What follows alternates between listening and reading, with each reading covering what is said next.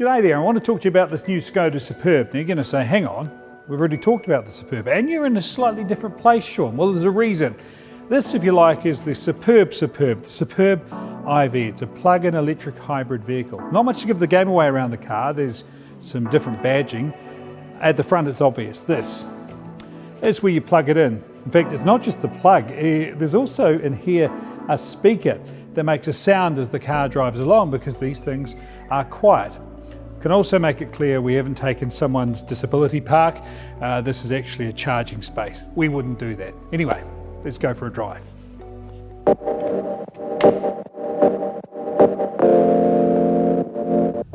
Well, the first thing you notice in the IV is, well, quiet. It's an EV, but outside they can hear that speaker and the sound is awesome. Listen to this. It's straight out of a 70s or 80s sci-fi.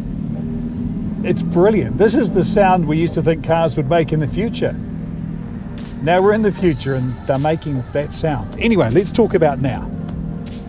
I've talked about PHEVs before and what they are. Really, they're a two each way bet. You've got the EV, enough range to get through most days, especially during the working week, but you avoid that range anxiety by having that internal combustion engine there just as the backup for when you need it. But the reality is, and we'll find this out because we're going to stay in EV mode right throughout this drive, that you have all the EV power you need to get through a normal day's driving. Now, I should point out also that this is not a test of range. We're not going to try and run the battery dry. Skoda say up to 62 kilometres of range from EV alone on a full charge. The IV comes in two body shapes, this wagon or a sedan, which is actually a liftback. And there are two specs, Style and Sportline. All are under that magic 80k mark.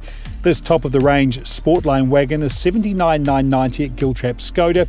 The Style $74,990. Prices start though at $71,990 for the Superb IV. It's all really just a case of trim. Same engine, same battery power, same range, same 5-year 150k warranty and a 5-star safety rating across the range, and they'll all still tow 1,600 kilos.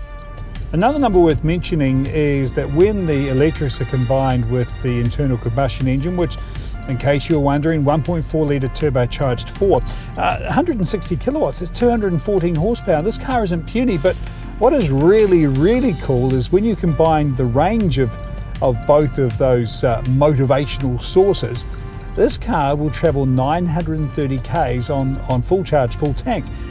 In other words, you could get up in the morning in Kerry and make it all the way to Wellington and still have some fuel in the tank. Obviously, range and charging are two of the things that come up when you talk about an EV. Now, the Skoda IV will charge overnight in 7 hours, so you can charge it using off-peak, regular 240 volt, faster if you have 400 and even quicker if you use a charger like we used to top up the car before this test.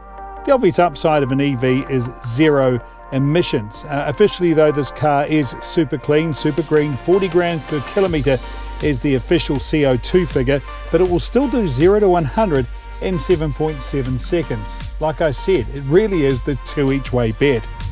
Now, I mentioned combined power before. I should touch on just the EV. 85 kilowatts is what's generated, but what's really cool is the torque, or the grunt.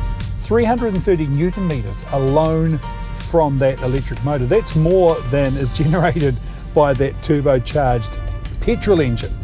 So you've actually got more grunt when you're just being like we are today and being completely carbon zero. I mentioned that $80,000 mark earlier, and that was important because every car in the Superb IV range qualifies for the government's clean car discount. And in some cars, that's up to $5,750. But that's not the only financial saving. In fact, I've done some sums. In a normal working week, the 5 days, I travel around 250 kilometres. Now, if I was to charge one of these every night, that would cost me around $10 in electricity. By contrast, the car I drive at the moment, a Skoda Superb, funnily enough, cost me $75 to go the same distance. But it's not just about maths and money, it's about the planet. And I'm sorry, Kermit, you were wrong. It is easy being green.